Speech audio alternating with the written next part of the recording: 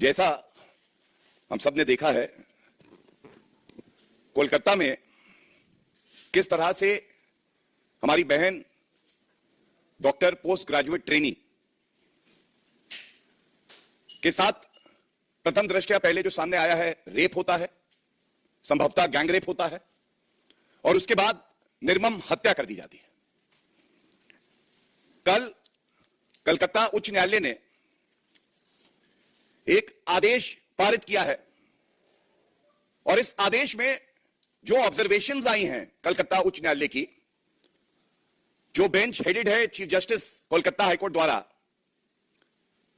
वो बड़ी ही चिंताजनक है और वो दिखाती हैं किस तरह से पश्चिम बंगाल में कानून व्यवस्था ध्वस्त हो चुकी है।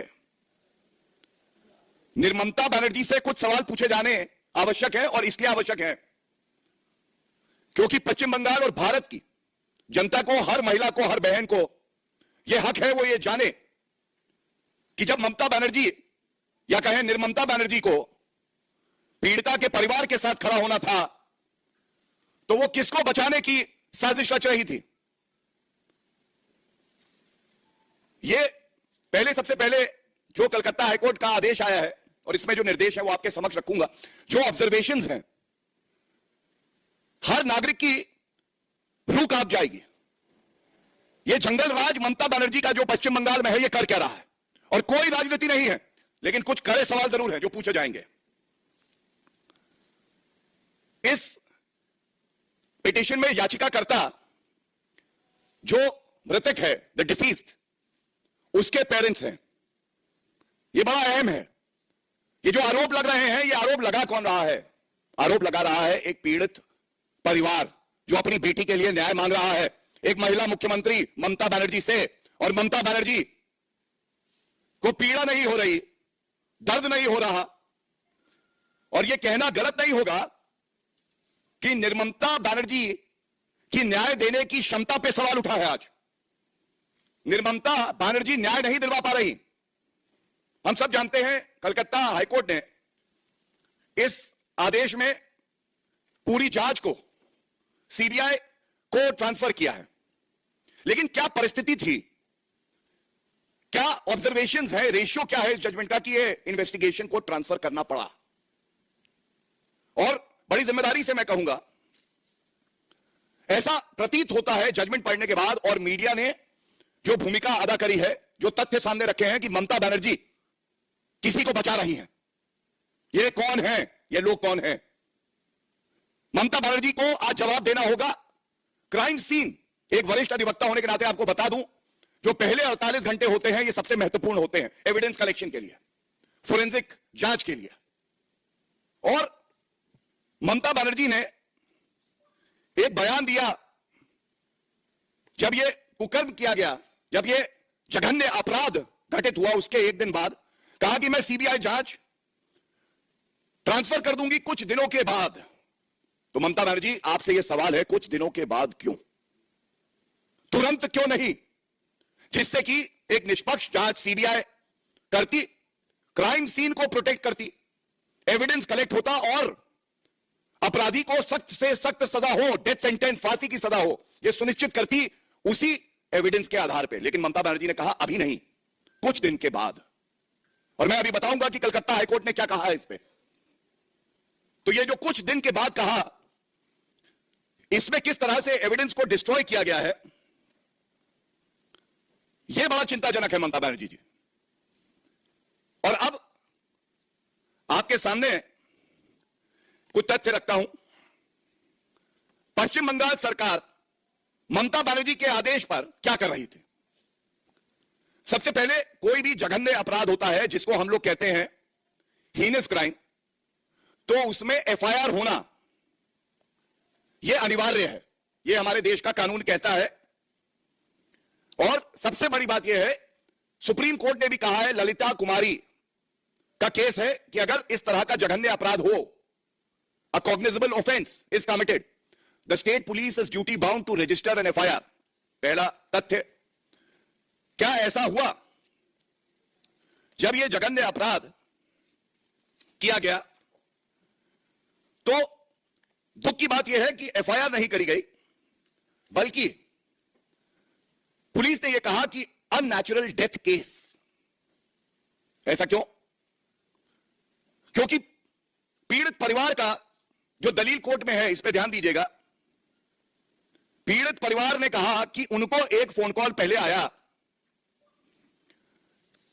और इस फोन कॉल में उनको बताया गया कि आपकी बेटी, जिसने रात में ही अपने परिवार से, अपने पेरेंट्स से बात करी है, उसकी तबीयत खराब है।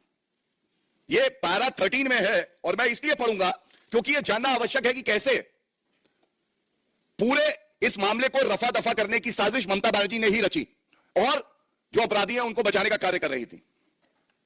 मैं वो लाइन पढ़ देता हूं। The parents would state that at about 10:53 AM on August 10th, 2024, they received a call from the hospital authorities. According to them, the assistant superintendent, Kar Medical College Hospital, informed them that their daughter was unwell. पहले तबीयत खराब है। यह है 10:53 सुबह। अब 10 तारीख की यह कॉल है। इसके बाद क्या होता है? 11:15 पे सेम असिस्टेंट सुपरिटेंडेंट कहता है आपकी बेटी ने आत्महत्या करी है। तबीयत खराब थी और केवल 22 मिनट बाद उस बेटी ने आत्महत्या करी है, यह कह रहा है असिस्टेंट सुपरिटेंडेंट। क्यों? जब हम सबको पता है कि हमारी बहन के साथ दुष्कर्म हुआ और उसका पार्थिव शरीर वहीं पे पड़ा था, तो यह नई स्टोरी क्यों रची जा रही थी? इसके बाद वहां पे प्रदर्शन होने लगता है। मां बाप हमारी बहन के तुरंत वहां पहुंच जाते हैं और यह किसके कारण हुआ कि 3 घंटे तक उनको इंतजार कराया जाता है और जो पार्थिव शरीर है उनकी बेटी का, उसको देखने भी नहीं दिया जाता है। यह निर्ममता बनर्जी नहीं है तो क्या है? 3 घंटे तक पीड़ित परिवार इंतजार करता रहा कि वो अपनी बेटी का पार्थिव शरीर देखे। And why it becomes very important right now is the change in version. As I said, your daughter is unwell, your daughter has committed suicide, and then when they reach, they are made to wait for 3 hours, and ultimately they discover that the body of their child is lying there and they were made to wait for 3 hours. So this is the first attempt to shield the perpetrators of crime. Second, FIR लिखी जानी चाहिए थी तुरंत। यह बड़ा मुद्दा है और यह पीड़ित परिवार ने उठाया है। प्रिंसिपल की जिम्मेदारी थी, प्रिंसिपल को FIR दर्ज करानी चाहिए थी, लेकिन FIR नहीं दर्ज कराई जाती है। कहा जाता है अननेचुरल डेथ केस है।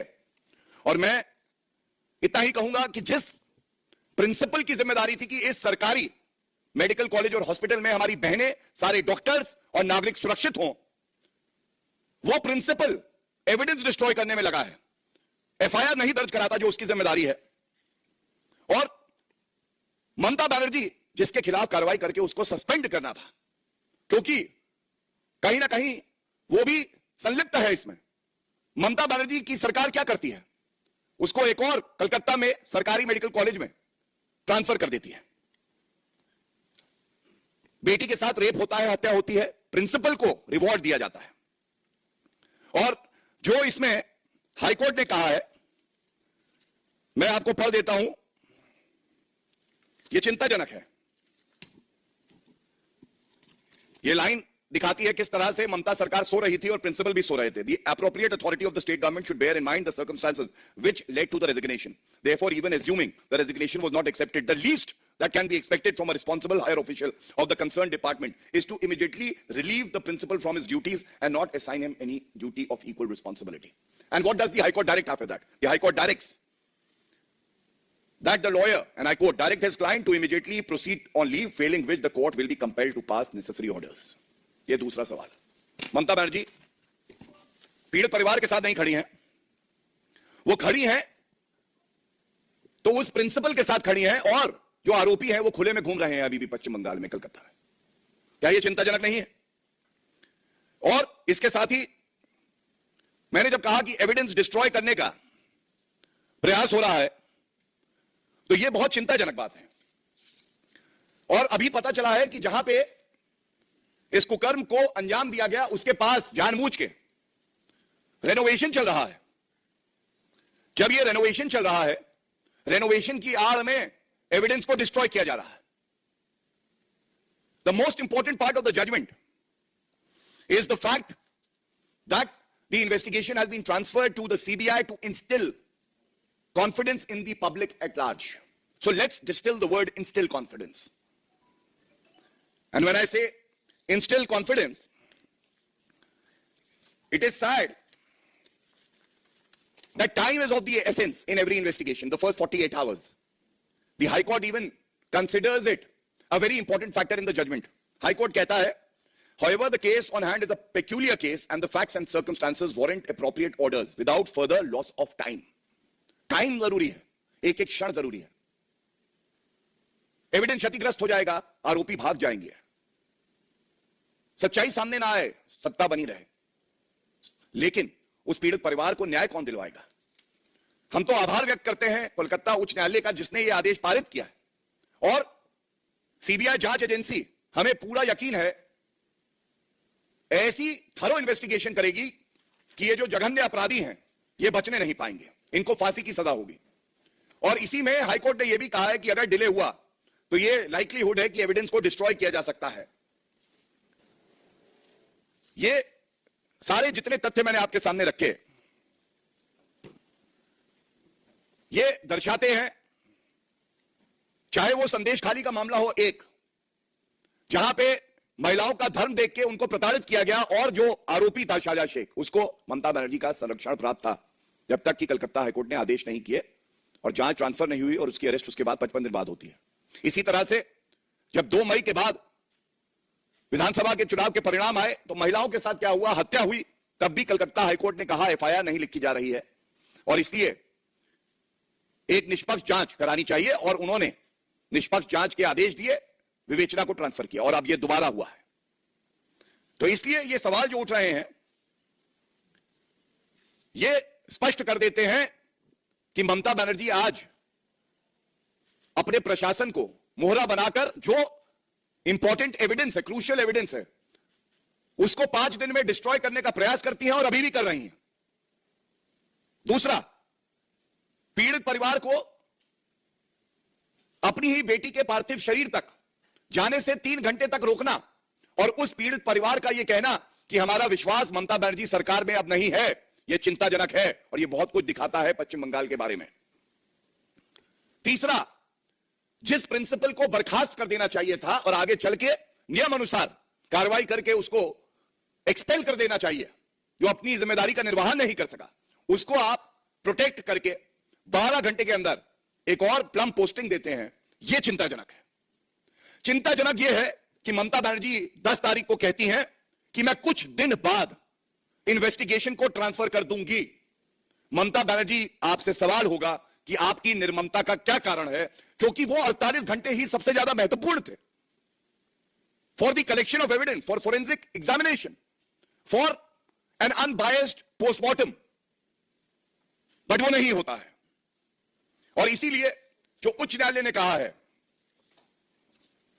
यह कहना गलत नहीं होगा कि इसके बाद ममता बनर्जी अगर मुख्यमंत्री की कुर्सी पर बनी रहती हैं तो पश्चिम बंगाल की कोई महिला अपने आप को सुरक्षित महसूस नहीं करती है. जो नैतिक आपका कर्तव्य था आपने उसको नहीं निभाया, आपको तुरंत इस्तीफा दे देना चाहिए, जिससे ऐसी कोई निर्मम हत्या, बलात्कार का मामला पश्चिम बंगाल में दोबारा ना हो. आपकी आंखें नहीं खुली हैं ममता बनर्जी, लेकिन आज पूरा देश आक्रोशित है. सारी महिलाएं, सारे डॉक्टर, सारे नागरिक इंसाफ की मांग कर रहे हैं और इंसाफ के इस तराजू पर आप बहुत हल्की पड़ चुकी हैं. These are the important points that have been raised in the judgment. As a very responsible political party, we have raised these issues because this incident is like Nirbhaya 2 and has shocked the conscience of the entire nation.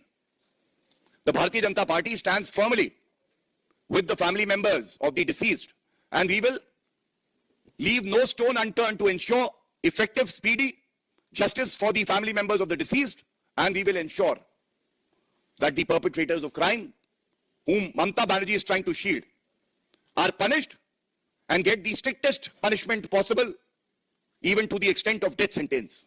This remains our duty and obligation to every citizen of the country, especially West Bengal. Thank you. If there are any questions on this, I would like to take them.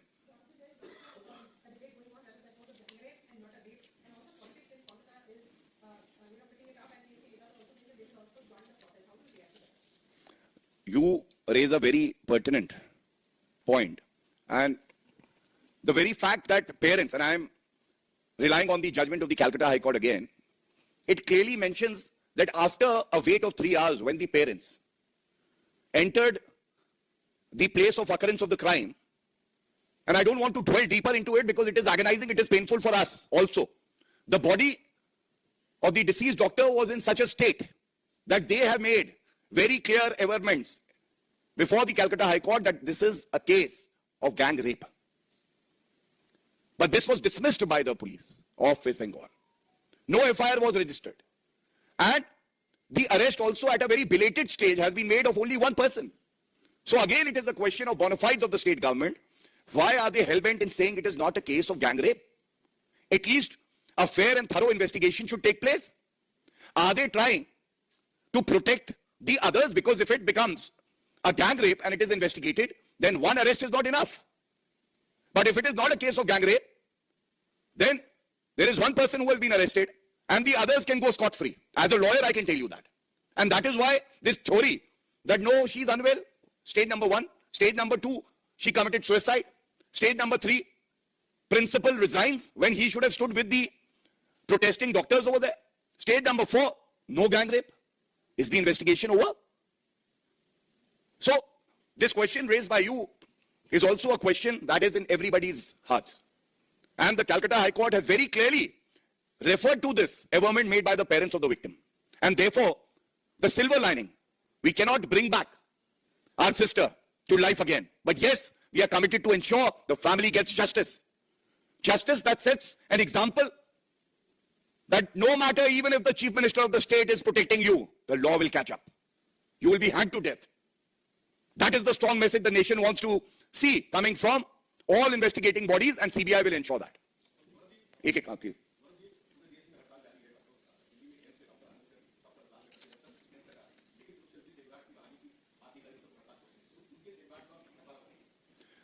देखिए, जैसा सर्वविदित है कि कल जो doctors association है वो हमारी पार्टी के राष्ट्रीय अध्यक्ष एवं स्वास्थ्य मंत्री केंद्र सरकार में जेपी नड्डा जी से मिले और जो भी उनके सुझाव थे उसके बाद उनका वक्तव्य आया कि उन्हें उम्मीद है कि जो उनकी मांगे हैं उनको सुनने के बाद ठोस कार्रवाई होगी और हम प्रतिबद्ध हैं। और अगर डॉक्टर हड़ताल पर हैं, शायद निर्ममता बनर्जी ये ना समझ पाए कि उनका दर्द क्या है, लेकिन भारतीय जनता पार्टी और केंद्र सरकार संवेदनशील है।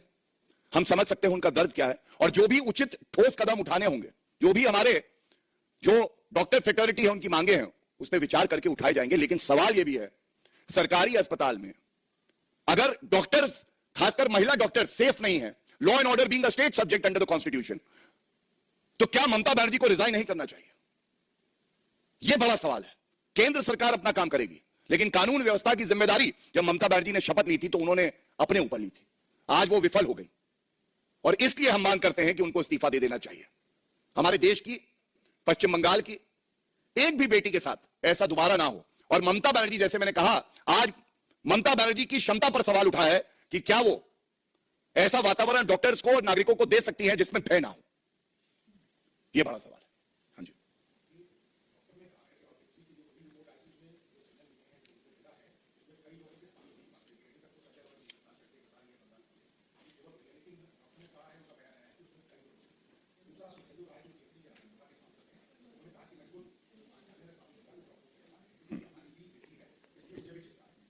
देखिए, मैं सबसे पहले तो जो विवेचना का विषय है उस पर कोई टिप्पणी नहीं करूंगा, क्योंकि मैं आपको अधिवक्ता होने के नाते बता दूं, टिप्पणी करना नुकसानदायक होता है केस के लिए।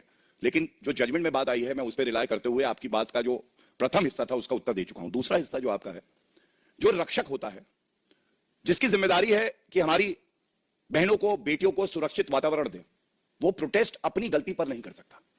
उसकी जिम्मेदारी है कि वो सुरक्षा प्रदान करे। अगर तुम प्रोटेस्ट कर रहे हो, इसका मतलब है तुम मान रहे हो तुम विफल हो, इसका मतलब यह है ममता बनर्जी को तुरंत रिजाइन कर देना चाहिए। क्योंकि तुम्हारा अपना नेता कह रहा है मैं प्रोटेस्ट करूंगा। प्रोटेस्ट किसके खिलाफ करोगे? सरकार के खिलाफ। ममता बनर्जी मुख्यमंत्री हैं, वो विफल हुई तभी तुम प्रोटेस्ट कर रहे हो, तुरंत इस्तीफा दो। हम सुरक्षित करेंगे, हर बेटी को सुरक्षित करने की जिम्मेदारी हमारी है। तो ये प्रोटेस्ट का नाटक चलेगा नहीं। और मैं इतना जरूर कह दूं कि जो हमारी बहनें जो नागरिक प्रोटेस्ट कर रहे हैं पूरे देश में, ये एक मजबूत संदेश दे रहे हैं ऐसे मुख्यमंत्रियों को जिनको खड़ा होना है पीड़ित परिवार के साथ, और वो खड़े हैं दुष्कर्मियों के साथ, उनके साथ जो भक्षक हैं समाज के, जो दरिंदे हैं, इनको फांसी की सजा मिलनी चाहिए। anyway.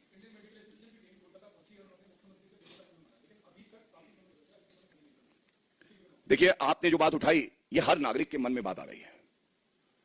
एक प्रदेश की मुख्यमंत्री निर्ममता बनर्जी को समय नहीं मिला कि वो पीड़ित परिवार से मिल सकें, उनको ये भरोसा दिला सकें कि हम आपके साथ खड़े हैं। और 5 दिन तक इस मामले की विवेचना पश्चिम बंगाल पुलिस के पास थी। 5 दिन ममता बनर्जी के पास समय अपने लिए था।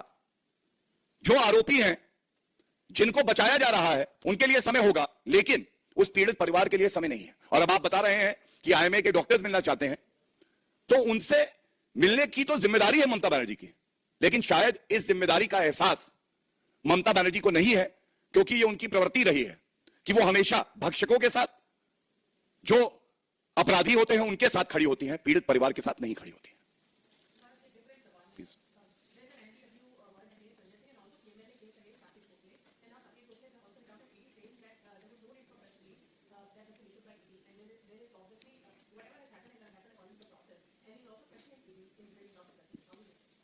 So there are no questions on this topic, I assume. So I'll take this question. I just have to say this, that there is a constant effort of the India Alliance and the opposition of maligning the image of the investigating bodies. But connecting it to this very gruesome crime that has been done, ultimately even Mamta Banerjee was forced to say that I will transfer the investigation to the CBI. So what does it show? It indicates that when it comes to heinous crimes, complex crimes, where a thorough investigation is required, even these opposition leaders have their faith in the central investigating agencies. And when they make allegations, they make scurrilous allegations without an iota of evidence on these investigating agencies. And it is only politics of convenience. And I must say, 14 political parties had moved the Supreme Court, making similar allegations against the ED and the CBI. And the Supreme Court dismissed their petition, saying that it lacks merit. That was a slap on the face of all these political parties in the opposition that do not enjoy credibility themselves, but they are out there in the open to destroy the credibility. जब इतने गंभीर मसले पर press conference हो रही है, तो लड़की हूं, लड़ सकती हूं, डीएनए टेस्ट करा लो समाजवादी पार्टी, और तमाम ये जो इंडिया अलायंस के घटक दल हैं, इनकी बात ना की जाए तो अच्छा है। वजह थी, मैंने इनका जिक्र नहीं किया क्योंकि मुद्दे की गंभीरता इतनी थी। राजनीतिक गिद्ध हैं ये, राजनीतिक गिद्ध, लेकिन ये अपनी उड़ान भी उड़ते हैं देख के कि किस प्रदेश में किसकी सरकार है। और इसीलिए कहता हूं, ये जो राहुल गांधी की चुप्पी है, खड़गे जी की चुप्पी है, प्रियंका वाड्रा के मुंह में दही जमी है, अखिलेश यादव जो डीएनए टेस्ट करा रहे हैं, सपा के जितने लीडर हैं, ये खुद अपराधी बन के महिलाओं के साथ अत्याचार कर रहे हैं। जनता पूछ रही है, राजनीतिक गिद्ध तो तुम बन गए कुछ वोटों के लिए, इंसान कब बनोगे? ये सवाल है।